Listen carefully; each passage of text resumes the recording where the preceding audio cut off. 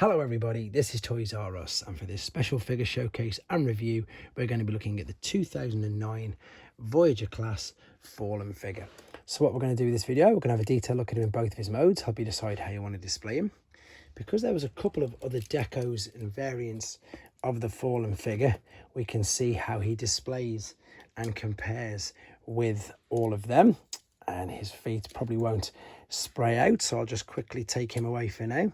We can also see how he came packaged, and again the differences between how he came packaged depending on which version that we've got. And of course we can see how he displays and looks with some of the other movie figures. So as you can see, quite a bit to get through, and I'm going to struggle quite a lot with these feet. This is a part of the Mecha Live gimmick that is advertised, or that was, to be honest, one of the main gimmicks for the movie figures. And it was pretty much things like what the feet do. It was all to do with, you know, spring assisted moving parts, and it's definitely his feet. So you can see when he like sort of takes off, that's what sort of happens. All these sort of clip and go together, and if we look underneath you can see all the springs that are there. But I do really like this figure. I think it's fantastic. We've got all these, they call them energy absorption panels, and these do actually fold away as well, and you can tuck them away inside the shoulders for transformation purposes, or as I say, just to bring it out and use them exactly as they're advertised. Energy absorption panels. Same with his head as well. You can bring this forward, fold these in, and sort of tuck it away there as well, which does give it a very good movie looking I suppose head sculpt. I mean, the only difference, and unfortunately with this, is the fact that you can't take it off. See how that sprung out there, but whereas you can on the other one. Articulation wise, there is loads on this figure. You've just seen the head can go backwards and forwards. It doesn't turn, unfortunately. The shoulders will go all the way around. You can hear they're on ratchets. They'll go up and down. You've got like an extra movement here in the bicep around to the side. The wrists don't they do. The wrists swivel as well. There is a waist swivel as well, even though it's a little bit higher than the waist. We've got full movement. We've got turning out and in and up and down on the hips. We've got the same with the knees. They twist all the way around, and the ankles twist and everything. So there is loads going on with this. If you want to say perhaps one negative thing that isn't really too negative, is that it didn't come with any accessories. It just came literally with the figure, and as I say, it wasn't until his Hunt for the Decepticons release that he actually came with any accessories. But this is a big figure. This is, I suppose, what old school Voyager class figures came like. And I suppose to give you an example of that, let's just show you. I know this guy isn't sort of classed as Voyager, but he sold us at Voyager price point. You can see how much bigger he is compared to him. With regards to some other newer figures, there is Leader Class Grimlock, and he's just about as big as him, to be honest, as you can see. So he is a very big figure compared to, well, this is obviously combined.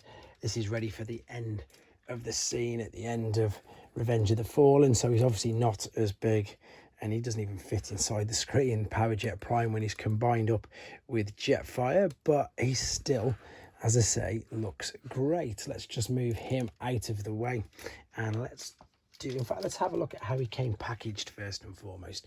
So if I move him out of the way, this is how he came packaged, slightly hunched over. Again, great figure. Love the Revenge of the Fallen boxes, love the logo on the front there.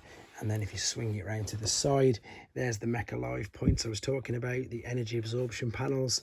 It says nothing will deter him as he scours the planet for artifacts he requires. So if I hold that there, because I can't unfortunately read every language, I can say pause and you can read that yourself. And then again, you've got the Mecha Live details, and indeed the alternate mode that we are going to be having a look at in a second.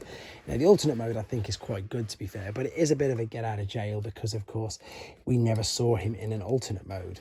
So what I'm going to try and do is just do a couple more comparisons for you of the different versions of the Fallen. So this was the standard one that was released in 2009, just the normal release. This one was also released in 2009, but this was a Target exclusive, a complete different deco. Exactly the same figure, to be honest, exactly the same figure.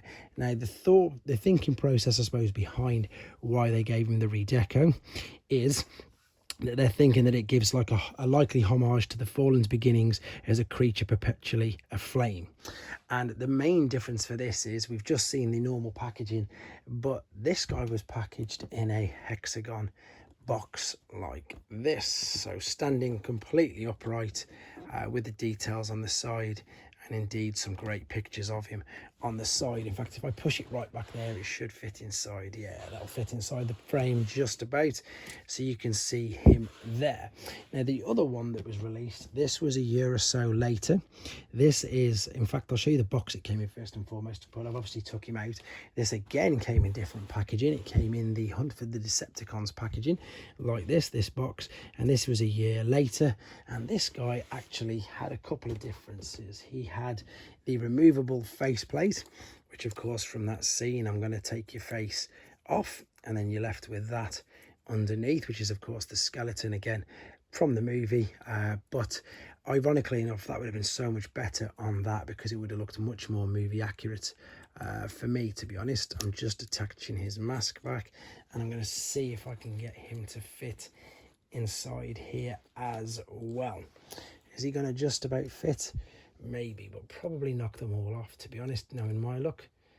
I need to stand him up a little bit more, and then maybe reposition his arms behind him just to get him to counterbalance for 2 seconds. But what I wanted to show you as well is he actually came with an accessory. He came with the staff, although it just bends all over the place. Now, fortunately enough, we obviously have had a updated Studio Series version of this figure, which unfortunately I don't own yet. I just wanted to showcase these original 3 with you first and foremost.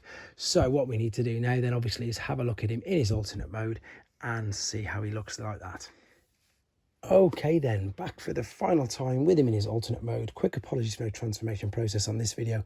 Main reason to keep the main length of the video down, and 2 is not to spoil it for people who intend to get the figure and have a go at it themselves. However, if you want to see it, it will be uploaded separately.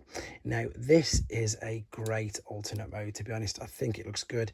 Yes, I did forget to bring the 2 bits out on the side. And as I said, they've already got a bit of a get out of jail because we never actually saw this mode. I like it. As I say, I like the color scheme. I think it really works. I think it tucks away things enough, to be honest. I mean, obviously the hands and the arms are this part here, but they're tucked away neatly, and the legs are completely folded back on themselves. And once again, I've already said it, it is a huge figure at a Voyager class price point, and this displays really well in either mode, to be honest. And the same with all the different versions of him, depending.